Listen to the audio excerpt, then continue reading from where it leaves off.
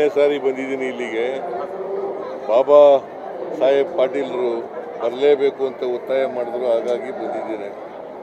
ಮತ್ತು ಈ ಉತ್ಸವ ನಾನೇ ಆ ಜ್ಯೋತಿ ಯಾತ್ರೆ ಇದೆಯಲ್ಲ, ಆ ಜ್ಯೋತಿ ಯಾತ್ರೆನ ಉದ್ಘಾಟನೆ ನಾನೇ ಮಾಡಿದ್ದೆ. ಸೊ ಅದಾದಮೇಲೆ ಉತ್ಸವಕ್ಕೆ ಬರ್ತೀನಿ ಅಂತ ಹೇಳಿದ್ದೆ, ಹಾಗಾಗಿ ಉತ್ಸವಕ್ಕೆ ಬಂದಿದ್ದೆ. ಮೂರನೇ ಬಾರಿ ಬರಲಿ ಅನ್ನುವಂಥದ್ದು ಸ್ವಾಮೀಜಿಗಳ ಹಾರೈಕೆ. ಮೂರನೇ ಬಾರಿನೂ ನೀವು ಬರಲಿ ಅನ್ನುವಂಥದ್ದು. ನೋಡೋಣ, ನಾವು ಮೂರನೇ ಬಾರಿನೂ ಬರೋಕ್ಕೆ ಪ್ರಯತ್ನ ಮಾಡ್ತೀವಿ. ಸಾಕಷ್ಟು ಅನುದಾನ ಕೂಡ ಕೊಡ್ತಾ ಇದ್ದೀರಿ ಸರ್. ಈ ಭಾಗದ ಜನರು ಬಹಳ ಖುಷಿಯಾಗಿದ್ದಾರೆ ಸರ್ ಉತ್ಸವಕ್ಕೆ. ಭಾಳ ಸಂತೋಷ. ನೀನು ಹೇಳಿದ ಮೇಲೆ ನನಗೂ ಸಂತೋಷ ಆಗ್ತಾ ಇದೆ. ಮುಂದಿನ ಸಲ ಡ್ರೋನ್ ಶೋದು ಮೈಸೂರು ರೀತಿ ಮಾದರಿಯಲ್ಲಿ ಮಾಡಲಿ ಅನ್ನುವಂಥದ್ದು ಮನವಿ ಅದ ಸರ್. ಮಾಡಲಿ. ನಾನು ಹೇಗೆ ಮಾಡಬೇಕು ಅನ್ನೋದು ಬಾಬಾ ಸಾಹೇಬ್ ಪಾಟೀಲ್ರಿಗೆ ಬಿಡ್ತೀನಿ. ಅನುದಾನ ಸಿಗುತ್ತೆ ಸರ್. ಮುಂದಿನ ಸಲನೂ ಜಾಸ್ತಿ ಕೊಡ್ತೀರಿ ಅದು ನೋಡೋಣ, ಅವ್ರು ಯಾವ ಕಾರ್ಯಕ್ರಮ ಮಾಡಿದ್ರು. ಸರ್, ಈಗ ಕಿತ್ತೂರು ಕರ್ನಾಟಕಕ್ಕೆ ಪ್ರತ್ಯೇಕ ಸಚಿವಾಲಯ ಆಗಬೇಕು ಅಂತ ಇದ್ದೀವಿ. ಕಿತ್ತೂರು ಕರ್ನಾಟಕಕ್ಕೆ ಪ್ರತ್ಯೇಕ ಸಚಿವಾಲಯ ಆಗಬೇಕು ನೋಡೋಣ, ಪರಿಶೀಲನೆ ಮಾಡ್ತೀವಿ.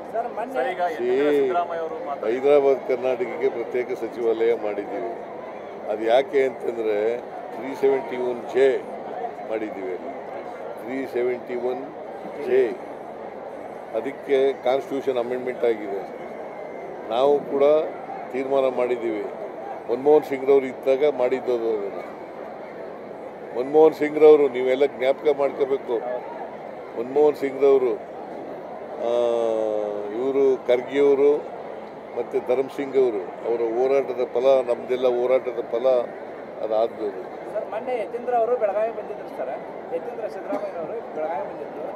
ಸಿದ್ದರಾಮಯ್ಯನವರು ರಾಜಕೀಯ ಸಂಧ್ಯಾಕಾಲದಲ್ಲಿದ್ದಾರೆ. ಅವರು ಉತ್ತರಾಧಿಕಾರಿ ಸತೀಶ್ ಜಾರಕಿಹೊಳಿ ಅಂತ ಹೇಳಿದ್ರು. ನೀವು ತಿರುಚಿ ಮಾಡಿದ್ದೀರಿ ಅದನ್ನು.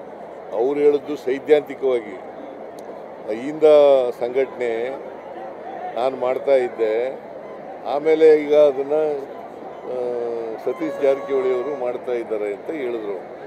ಅದು ಲೀಡರು, ಅವರೇ ಲೀಡರ್ ಆಗಬೇಕು ಅಂತ ಹೇಳಿದ್ರ? ಅದು ಲೀಡ್ರ್ ಮಾಡೋದು ಹೈಕಮಾಂಡ್ನವರು. ಯಾರು ಲೀಡ್ರ್ ಮಾಡಬೇಕು ಅಂತನ್ನೋದು ಹೈಕಮಾಂಡ್ನವರು ಮಾಡೋದು.